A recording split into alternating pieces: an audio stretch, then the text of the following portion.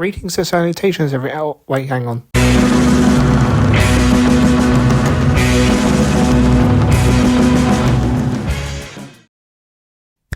How's this for quality? Hello everyone, greetings and salutations. I have a new microphone, the HyperX Quadcast S. I hope this is better than my previous one, being my own phone. Since a lot of people have commented how bad the quality is, I do apologise. And this is also a remake of my most popular video at the moment, How Long Can Albums Get, or whatever the title is, since there's multiple false information, ripping off another content creator style, and just overall it just sounded horrible. So I'm remaking it as a guest test source for this new microphone. If it does still bad, I'm trying to figure out the settings of this thing to see which is best, so with all that out of the way, here are the stupidly long albums I have ever heard.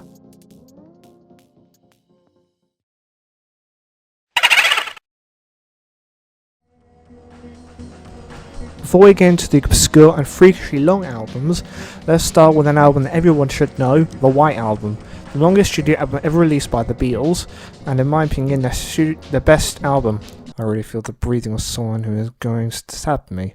Being 93 minutes in length on 2 vinyl discs on original release, it is bound to have some duds, such as Wild Honey Pie, Why Don't We Do It in the Road, and Revolution 9, which is one of my favourite songs of the album. Before you click off the video and cancel me on Twitter, I do know why people hate this song. It is just plain weird. It is nothing like their other songs in their entire discography. The only other song like this is Carnival of Light, which is unreleased, so for a first time listener, this will be incredibly jarring. But ever since I listened to more experimental music, I have warmed up to it, because I love being a pretentious dick. On to the next one.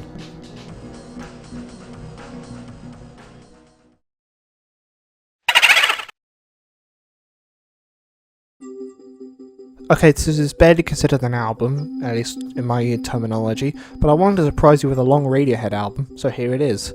This compilation album consists of Kid A, Amnesiac, and a third disc called Amnesia on vinyl and CD.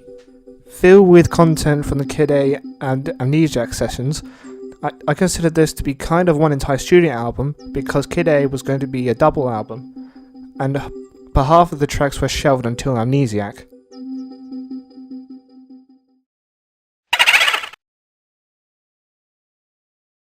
Swans is an experimental rock band from New York, USA, formed in 1982 and lasts until this very day, releasing their 17th studio album on May 30th this year. But we're not talking about that album, we're going to 1996, where this was supposed to be their final studio album before they broke up in 1998. This 2.5 monolith consists of 27 tracks originally released on 2 CDs ranging from post-rock, drone, and ambient EDM on one song, I Am Not Kidding. This is highly regarded as one of their best albums, especially on the original run from 82 to 98, before the Trinity blew it out of the water and into space, still praised heavily by the fandom though.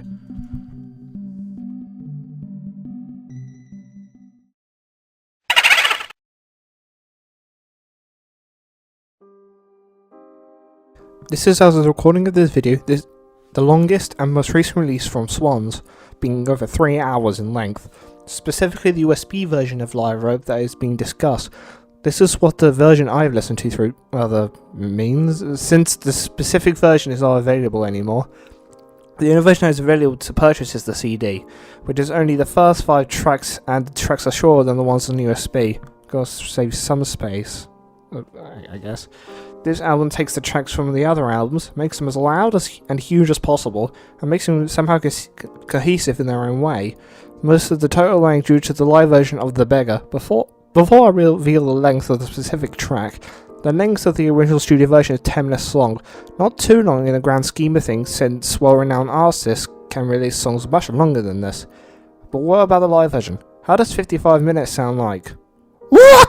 This is one of the longest songs I've ever heard, and it is amazing all the way through if you have the patience.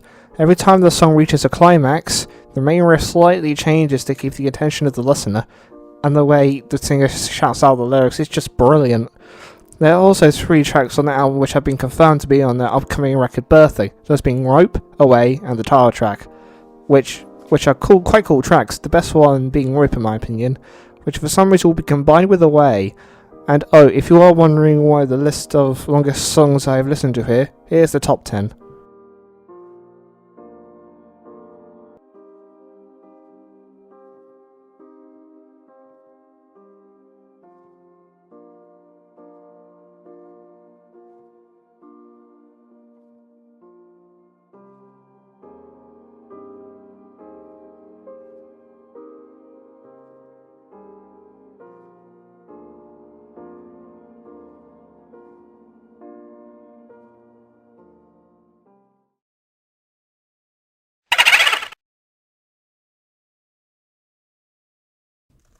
If you want something more contemporary but at the same length for some reason, try this album. However, it contains 40 songs instead of 8, and the longest song is a modest 22 minutes, split up into its parts and streaming, so the longest is just 12 here. So something much more digestible than 55 fucking minutes. This is a live version by Rush that has 3 total sets, one from Hammersmith in 1978, and the other 2 are recorded during the Test for Echo tour in 1997.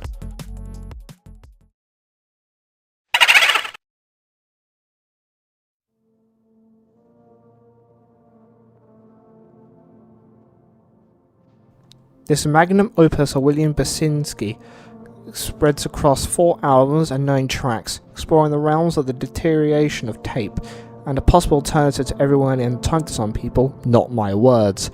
This album tracks have beefy lengths, ranging from 10 minutes to the length of Dope Smoker. Thankfully, streaming services have the same album, but the tracks are split into parts, as well as the whole thing on a separate disc. The longest track being 50 minutes instead, allowing listeners to have a more digestible experience. I haven't listened to it in full yet, but it's been on mine for a few days now.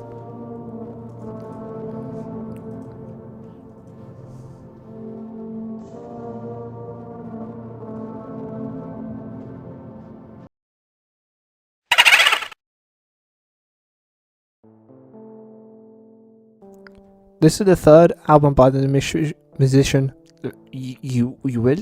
I don't know how to pronounce that, sorry. Falling under the genres of glitch pop and art pop, if you look at this album websites like Discogs, you'll see that there are 12 tracks that range from 2 minutes to 5 minutes on physical versions. So where does the other 4 hours come from? On the digital release on this album, there is a bonus track called The Things They Did For Me Out of Love, which is a 4 hour and 30 minute long ambient piece, which is very out of place for a musician if they already dabbled in extreme long drone, let alone a pop artist. Funnily enough, this was one of the singles on the digital release for some reason.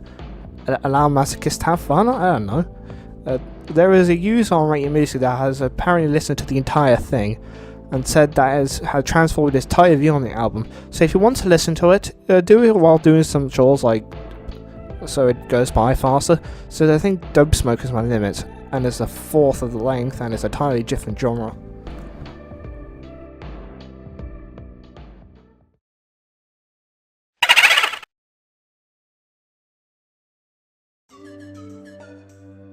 Longest album by underground music Jandek, comprising only 2 instruments, that being the theremin and the grand piano. I can't discuss it much here since 1, I haven't listened to it, and 2, I don't really think I have the patience. So I watched Cactus Malpractice's video on it because he did a full dive into the album and the artist itself, kind of.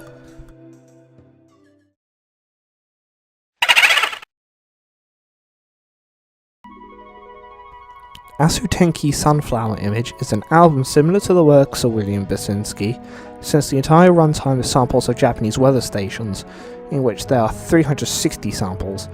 This album by far has the most tracks on it. Asutenki didn't stop there. They also released a project at the same time. That is the same thing, but spread across 3 albums from dawn to dusk, resulting in a total of 1,080 tracks. Only the first 2 albums have released though, sadly.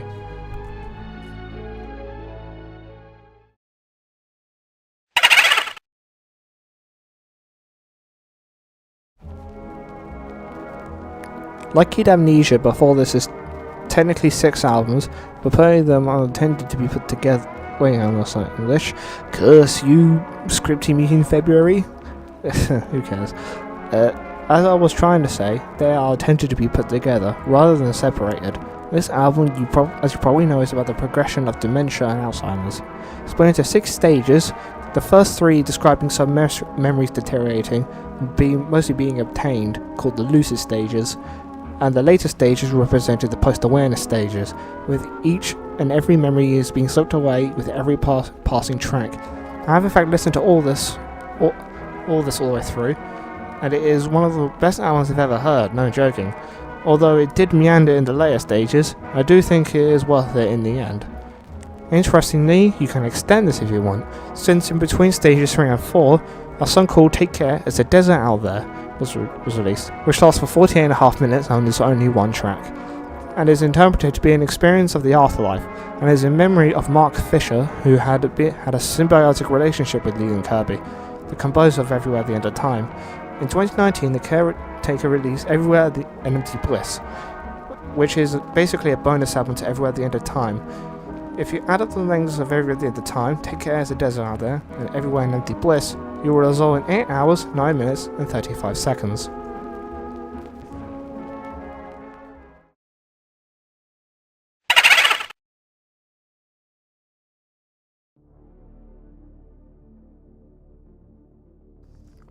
This is a drone album by Sally Nechka, a Bandcamp artist with a sizable discography rivaling Merzbient as of recording of this video, in which this album consists of nothing but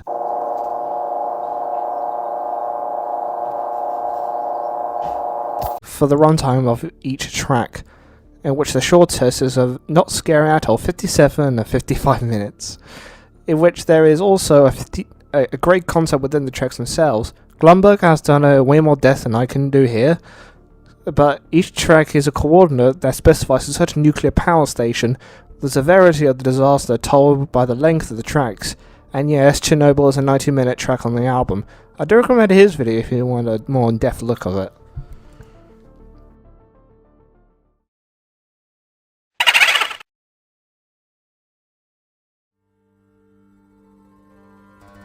Natural Snow Buildings is a French duo that dabbles in ambient, psych rock and experimental folk music, with their most famous album of which being Daughter of Darkness, a 7.5-hour megalith with really long songs.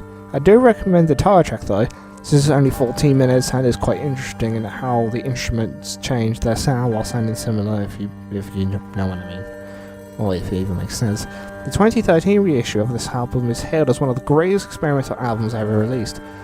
You can find our Discogs on 8 vinyl discs or 6 unlabeled CDs.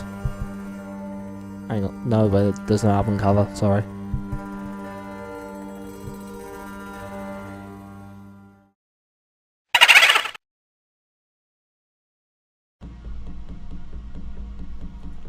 King Gizzard and the Lizard Wizard are an Australian rock band that are well known for their explorations into genres that range from synthpop, electronic, and garage rock to thrash metal.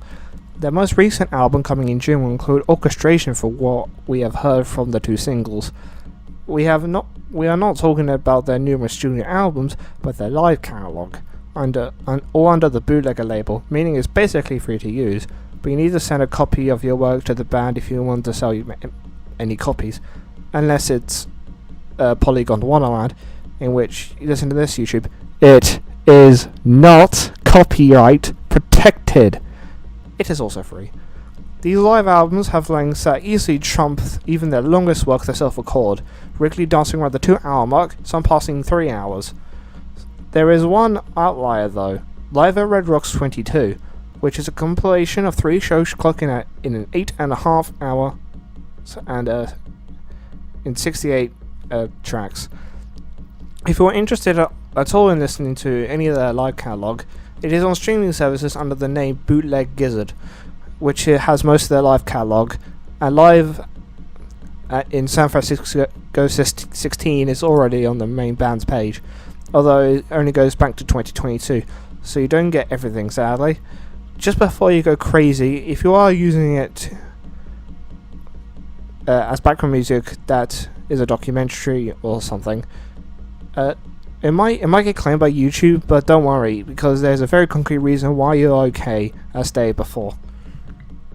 Don't quote me on it though, I'm not a lawyer.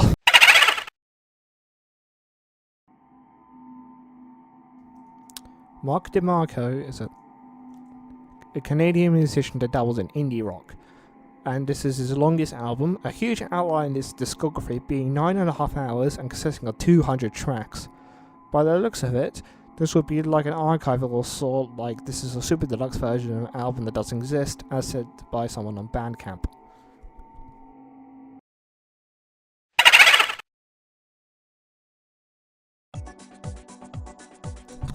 Merzbient is a musician from Japan that makes this.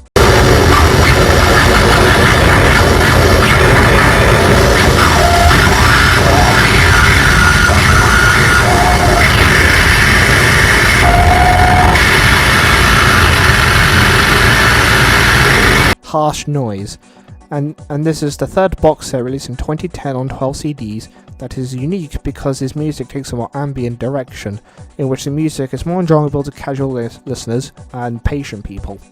This also makes it stand out from his over 400 album-long discography.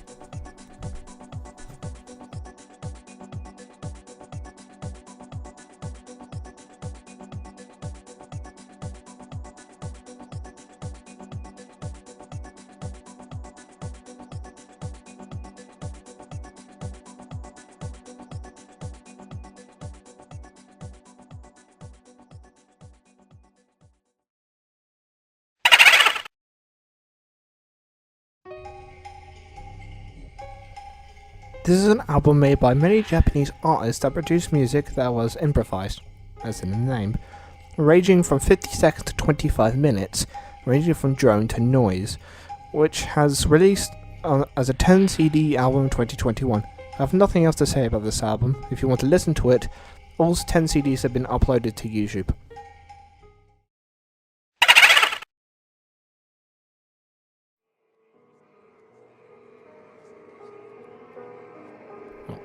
PC3 is a band formed in 2013 that dabbles in the genre called Onistwave. What is Onistwave?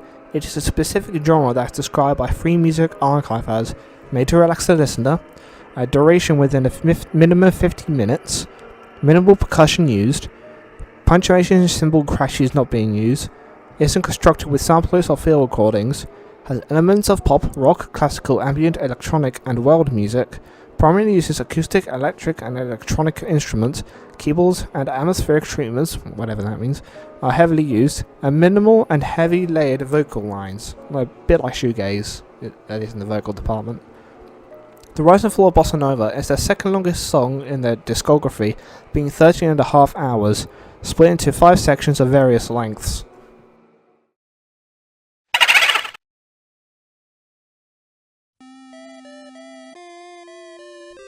This is the longest song by the Flaming Lips of all bands. Yes, the Flaming Lips. Released on Halloween on 2011 on the drive in a real human skull, and it contained only one song called Seven Skies H3, which lasts one entire day. A guy in Reggae Music managed to find eight different parts, ranging from 25 minutes to 7 hours. In 2014, a 49-minute edit of the song was released on vinyl, CD, and on streaming services. I guess it's because they wanted casual audiences to listen to it. The 2014 version is split into 10 tracks ranging from 2 to 8 minutes. The original had 14, however, a user on YouTube did upload a double LP version of the track, which contains 13 or 14 parts.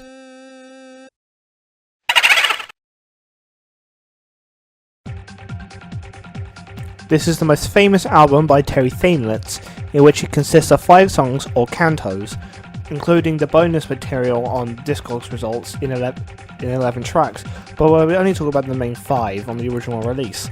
The first 4 cantos have a length ranging from 15 minutes to 23 minutes, so where does the other 13 hours come from? You probably already guessed it, it is Canto 5, Meditation and Wage Labour and the Death of the Album, 29.5 hours long. From what I can gather from research, the final track has entirely consisted of disconnected piano sessions. From what I can find as well, advertisements that mention Canto 5 say about how the overall length of albums is increasing, while the wages are not going in the same trajectory. Maybe their message are being underpaid? I'm not too sure about it.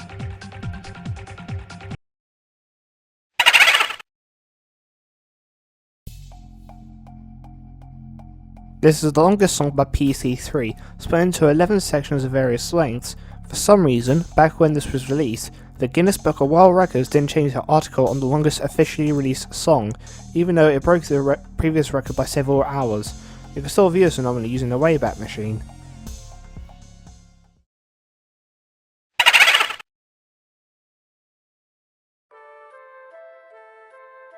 This project was undertaken by a guy named Steve Lieberman. This was his work before he died of leukemia and managed to complete this album or song and uploaded it to SoundCloud in 2021, beating Onistwave Experiment number 33 and earning a place in the Guinness Book of World Records in 2021.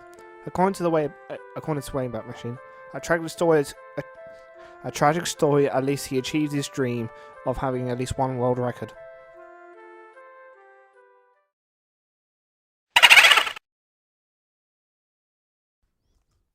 This is a drone album by Francisco Lopez, in which it contains 7 drone pieces lasting 8 hours each.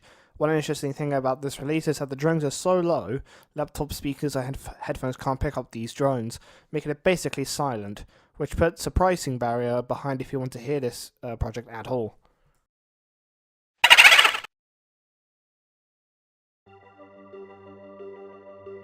Over the Edge Radio is a sound collage sort of radio station that has run since 1981. This album is a sort of compilation that consists of 3-hour-long radio samples lasting from 1985 to 2015, which culminates in a 131-day length. This is sort of similar to a sunflower image, just a lot more samples, and the samples are a lot longer. On Bandcamp, another album is listed, the radio show, The Golden Age of Over the Edge, which I think is the best of compilation.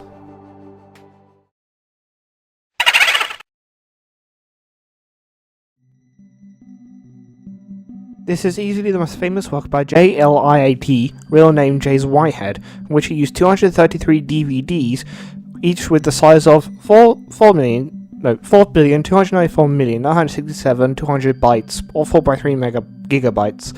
If you do some math, that results in 1 terabyte of harsh noise, which also combines to 711 days, or just 2 years. Absolutely insane. This album is probably postponed or cancelled because of the lack of information outside of his own website and on reviews on different websites.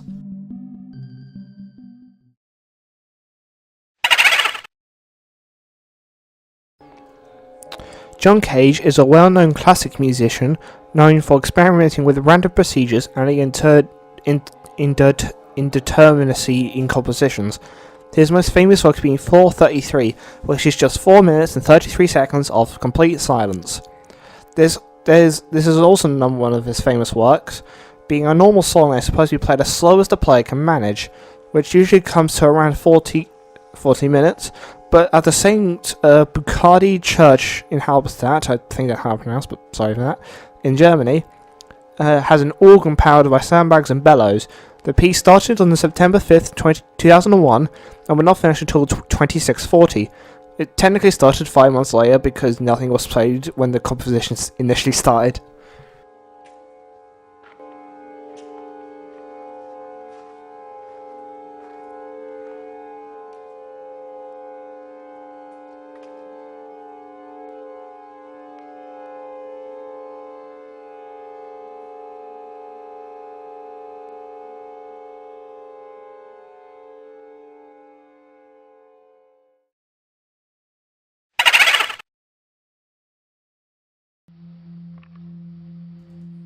This is a performance by Gemma Finer that is located and publicly played in the Trinity Buoy Wharf in London.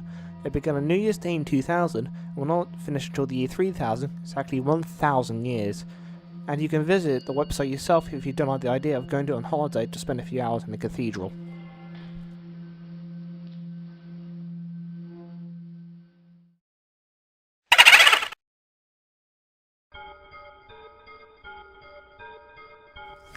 Before I get into this one, there is a term used when discussing the production of these albums called nested files.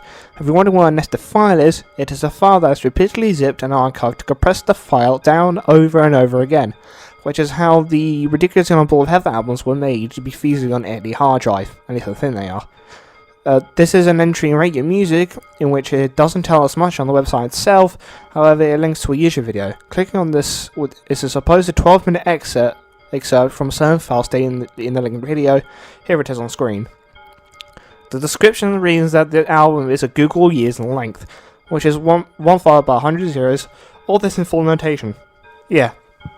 It goes on to say you should not extract all the files at once, but instead extract a little bit or listen to it inside the zip using 7-zip. And is apparently going to re-upload the zip, so good on them, I guess. We'll come back to that content creator later.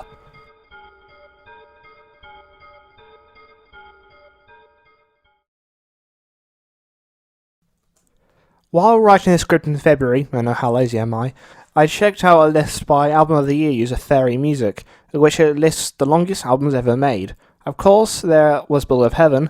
However, what shocked me beyond belief is that there were 2 albums longer than the Ball of Heaven album 310. I looked into them, and they are in fact real listings, or at least I think they are.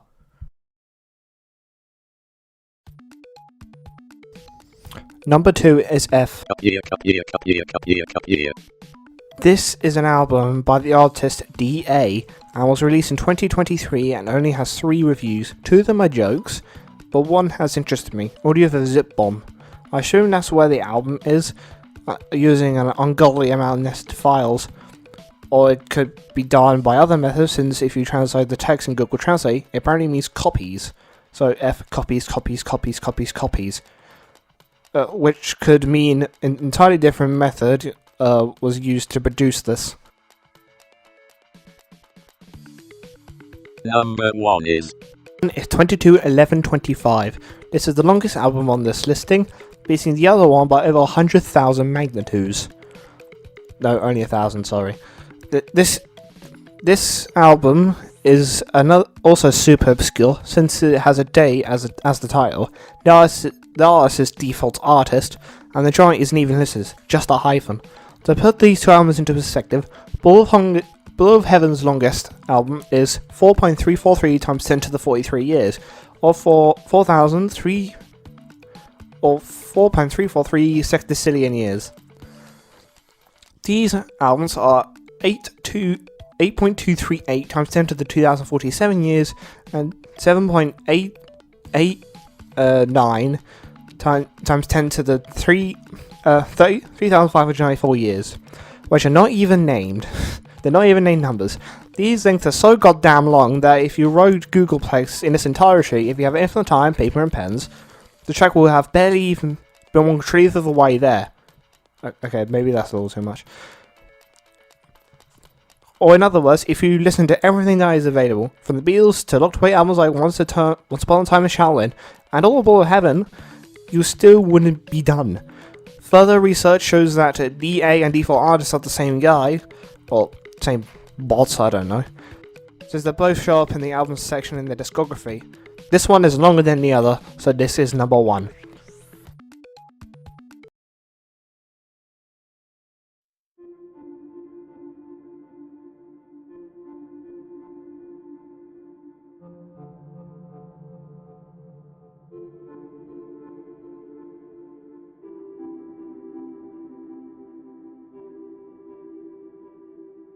I recently discovered that the person that uploaded the excerpt of Sleeping God makes music himself, and is not shy of stupid lengths. And last year achieved the record himself, and this is the length. The description does explain a bit. Instead of being a zip bomb, a CLI audio player for this track is supplied. It uses a loader.c by Ralph Loader to initialize this counter. Its duration is around d to the 9999999, where d is derived function from loader.c. This number is larger than the most famous big numbers, like Googleplex, Graham's number, Tree 3, SCG13, and so on. The audio in the video is an approximation of how this track would sound like, and only 10 minutes of it. The real track uses digits, the smallest prime number larger than d to the 9999999 for variations. The approximation just uses random numbers. It is a 100,000 BPM supertone extra tone track. It sounds boring just like every longest track, even if this one repeats way less than usual, technically. So what does this math jargon mean? Number 5 expressed all these way better than I could, but I will try to explain the comparisons myself. So you should probably know what Googleplex is, 10 to the Google or 10 to the 10 to the 100. Graham's number is a bit more complicated since a few concepts need to be explained. So another way of writing 3 cubed is 3 opposite hour 3. And if you have more hours, it results in a power tower.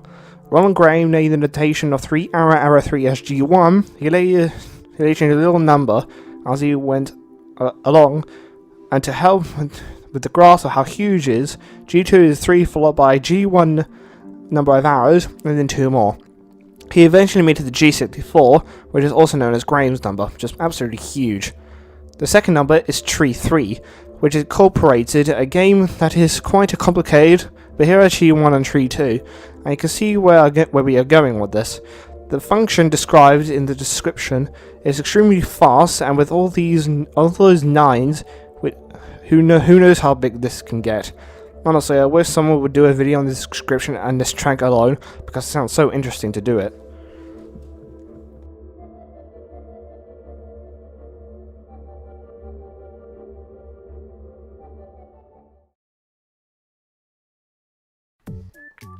Honestly, don't think the second to last album exists, since each of the more obscure albums in this list have some evidence of being real. Bandcamp entries and Discogs, YouTube uploads, etc.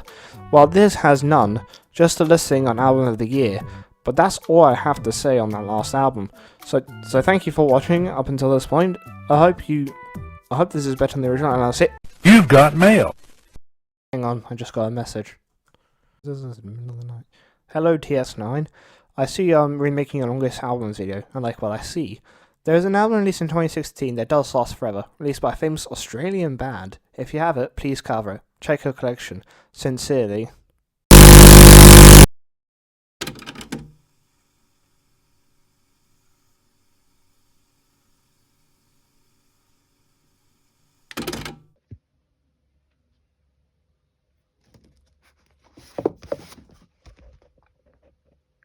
Oh, for fuck.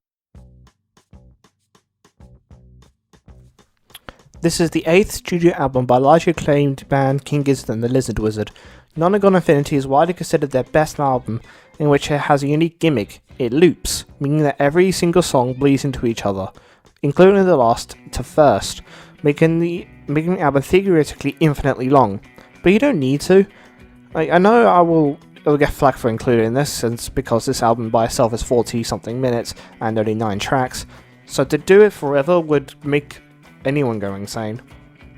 So if you're thinking about listening to this, I suggest listening to the album from beginning to end, and then let the album loop by listening to the first track once again. This in turn allows the album to show off the gimmick it presents without the need to spend the rest of time and eternity to listen to it.